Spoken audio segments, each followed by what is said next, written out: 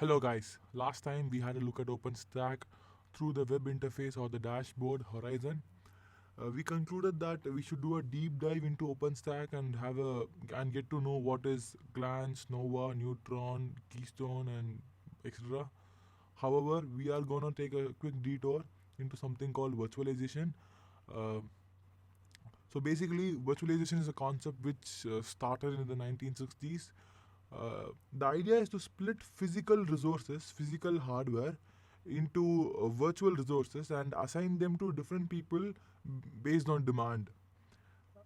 So you might even be knowing about virtualization without, you might have used virtualization without even knowing what it is.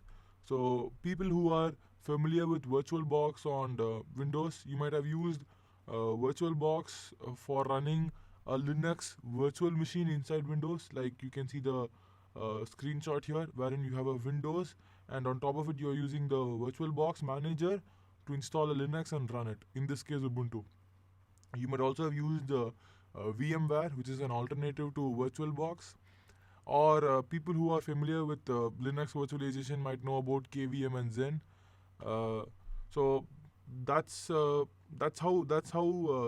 simple virtualization is as a concept. Uh, what are the benefits of virtualization? A non-exhaustive list I have is here. Basically, in the original before virtualization, we used to have tight coupling between the operating system and the hardware.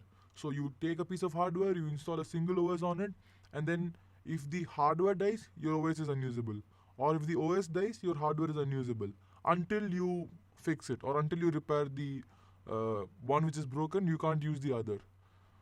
But with virtualization, you are free to do whatever you want. If say you have two different OSs on a piece of hardware, if one OS dies, the hardware is not unusable. You can still install a different OS and you can work on it. And loose coupling among applications. Basically, if you have two different applications, you can have them on two different virtual machines or virtual instances. So if one application dies, the other one is unaffected. Same concept but across applications. Snapshotting. So snapshots are basically uh, images or exact copies of your virtual machine, uh, which you can use to recreate a virtual machine. And when I say exact copies, I mean exact copies. So if your virtual machine was running a website through say Apache, and if you take a snapshot of it and later on you recreate the machine with the snapshot, you will have Apache running on it. So you don't have to. It's not as if only the data is getting backed up. The exact state of the machine is getting saved, and when you recreate it, you'll get the exact same state again. And when I say about saving money, energy, and time, you're saving money because you're sharing resources, same for energy. And when I say you're saving time, it's because you're saving time in physically managing. So in the olden days, if something that you have to go connect cables and connect network and say waste time on doing those things. Right now, once you set up your uh, virtualized systems, all you have to do is make a few clicks and you have a new OS. You don't have to go and connect cables, connect power, reinstall from a CD or something like that. And network virtualization I found to be really cool because it allows for network configurations which are very difficult or tedious to achieve in physical ways. For example, if you have a server on which there are 10, 15 virtual operating systems and each of them wants a network connection, you can actually create a virtual bridge. It's like a like Ethernet port splitter. So it splits your single Ethernet port into 10, 15, 20, 100, as much as you want, and gives different IPs to each of the virtual machines, and everything is accessible from outside and inside. Now that might sound confusing, but just take it for granted. Network virtualization makes it possible to achieve network configurations that are difficult to achieve physically. If I get time, I'll make a complete video on how and why and what's so amazing about it. But you can also read about it yourself if you have time. So next we're coming to how virtualization actually works. So this is just a brief idea of how, I'm just going to give a brief idea of how virtualization works. It's not a complete picture in any way, but the basic idea is you have a infrastructure, you have your hardware, you have your processor and RAM and motherboard, all of them in the bottom box here. And on top of the infrastructure, you just install something called a hypervisor.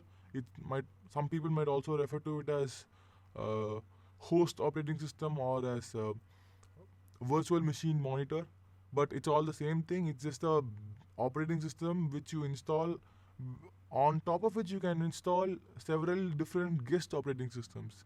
So these guest operating systems are kind of separated. They are in their own separate space, and they are shielded from each other, so that on top of one guest operating on top of one guest OS, you can install your own binaries and libraries and applications, and they'll all be shielded from the other OSs. And this way, if say this VM dies, the other one is unaffected. Or if app A crashes, app B is not at all affected. So that's the basic idea. How exactly it does it is deep concept in computer science. Somebody might who is doing a bachelor's in computer science might come across such a might come across the in-depth theory of virtualization, but it's not. We don't really have to worry about it, nor is it the scope of this video. So now we're gonna have a quick demo of Word Manager. This is a GUI version of VirtualBox for Linux, which works with KVM. So just if you want to have an idea of how I'm making it work, you have your in this system I am setting up let me just quickly log in and then explain.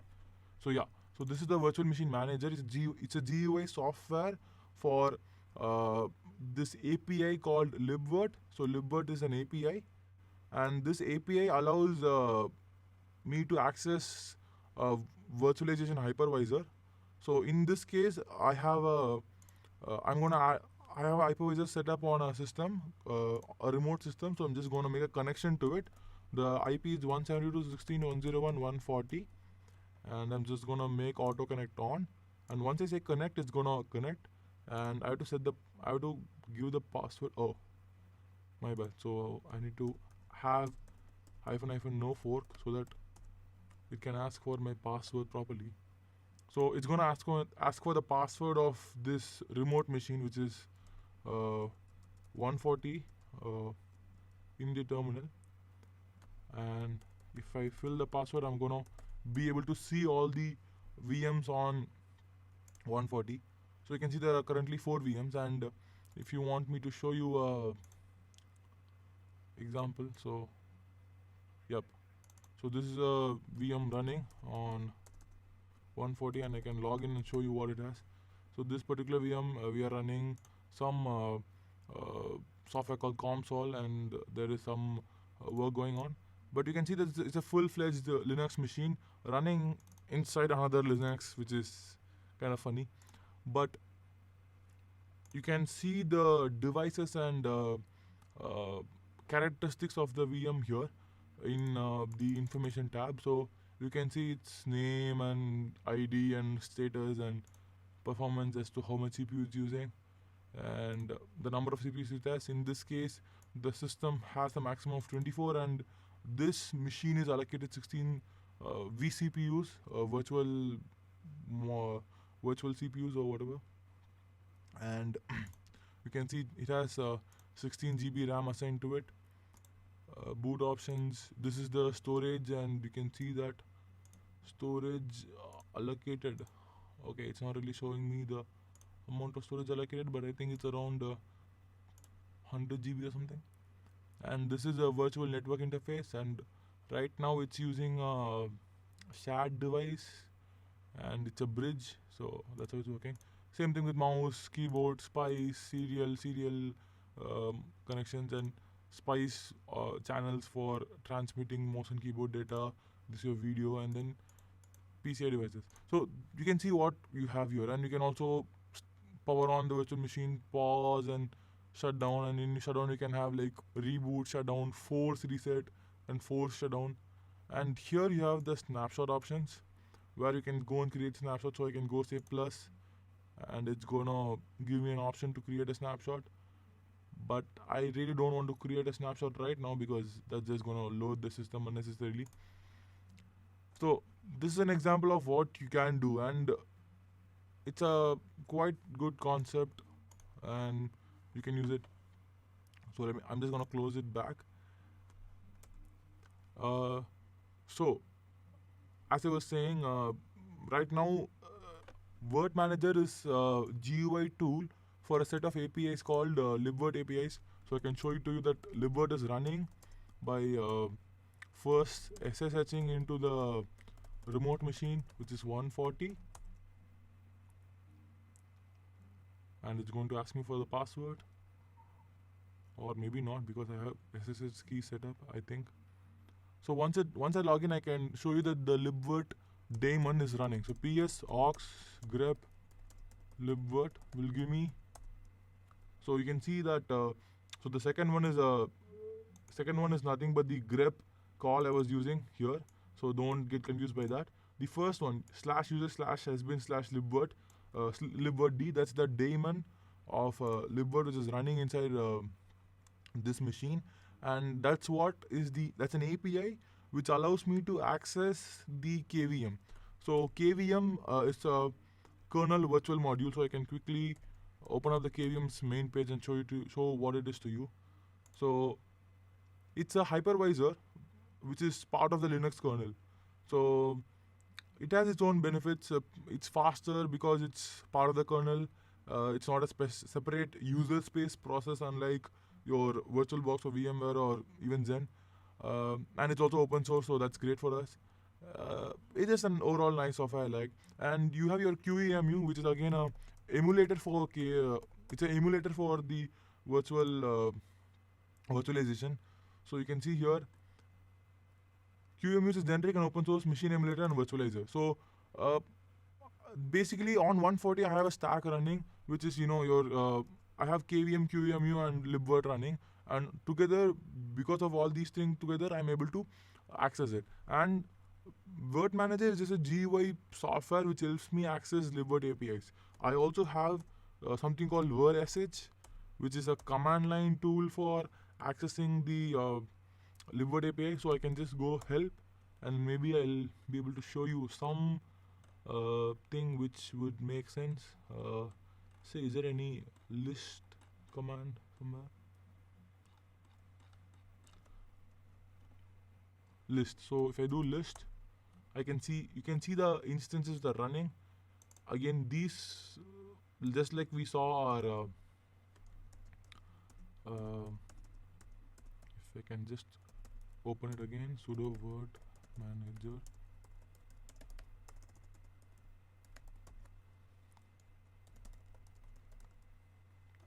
So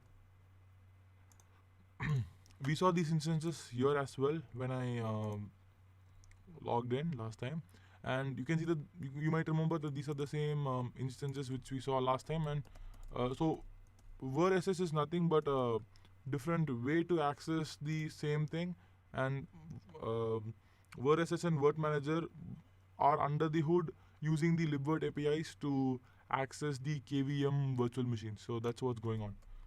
And you can even see that here. So if I go, you can see it's QEMU/KVM running on this IP. So if I go to details, it's gonna say the same thing, and you can look at the libvirt URI, QEMU plus SSH :/root@140. So that kind of tells you that this is libvirt API is working in coherence with QEMU and KEM. I don't know how better to explain that. So let's log out and close the terminal, and let's go back to our slides. So we have come to the end of the video, and I think I have a couple of slides left. So these are some of the other topics we can come back to some other day. So virtualization is a technology, and when it initially came up, when the idea initially came up, it was a software technology where people wrote uh, a software to make it possible. Uh, Now later on, because of some ring 0, ring 1 instruction set and everything, software virtualization had a tremendous, not tremendous, had a big uh, drop in speed. It was not very good at, it was not very efficient. So Intel came into the picture and it created the Intel hardware assisted virtualization technology. Uh, you can go and read about it in Intel's page or watch some videos on YouTube. If you don't get it, don't worry. Someday we'll come back to this and I'll try my best to explain what the difference was. But because of this, virtualization virtualization became much faster and became commercially feasible as well. And then like I said, types of virtualization, like this is what we discussed is about OS virtualization or desktop virtualization or whatever we want to call. But we have network virtualization, we have storage virtualization, and different cool stuff. And I would definitely make a video on network virtualization someday. Uh, Maybe even storage. We'll see that. But those are also cool concepts. If you are really eager, you can go and search about them and learn them. Containers. So virtualization. If you go back to this slide, you can see that there are different guest OSs running. Now, containers a cool idea that each guest OS is going to run its own basic OS processes. In Linux, this is the kernel, and Windows has its own basic processes which it runs. So each OS is going to run these basic process again and again. So this guest OS is going to have one instance of the kernel running. This guest OS is going to have another instance, and this is going to have another instance. While in reality, that's kind of just redundant. A different kernel running is not giving you uh, anything new. It's just running and wasting CPU. So you would rather like to have a common. Sometimes you rather like to have a common kernel running, and on top of that, you want to just separate uh, the binaries and libraries and the apps. So if you have if you put the guest OS kernel along with the hypervisor, and you just have binaries and applications separated into logical parts, that's what containership is. And there is advantage to containers, there is advantage to virtualization, there is disadvantage to containers, and there is disadvantages to virtualization. So that's a entirely different topic for some other day.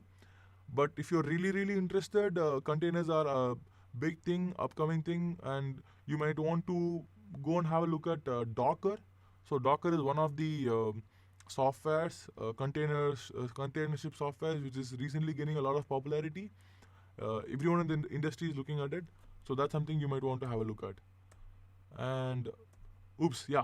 So we didn't even notice that, but we already uh, kind of jumped into cloud computing by looking at virtualization. So now that we have an idea of what virtualization is, we know the underlying technology of cloud computing. So we'll get into this in the next video. But next time we can look at the definition of cloud computing and not be afraid of it. We'll be able to understand what it means since we know what virtualization is right now. We will also understand how cloud computing is different from virtualization. That's a conceptual difference. It doesn't actually matter practically. You can go and say cloud computing, you can go and say virtualization, and it's not a big difference. But conceptually, they're very different, and it's good to know the conceptual difference so that you can act smart outside. And we'll also learn about a few weird abbreviations. PaaS, SaaS, IaaS. They are cloud computing terms which people throw around here and there, and we'll learn them so that when someone starts speaking them, you're not confused. So we'll see those things next time. And I know this video has been kind of theoretical, not a lot of practical stuff, but trust me, it was important, and next video will be much more interesting. Thanks. Bye.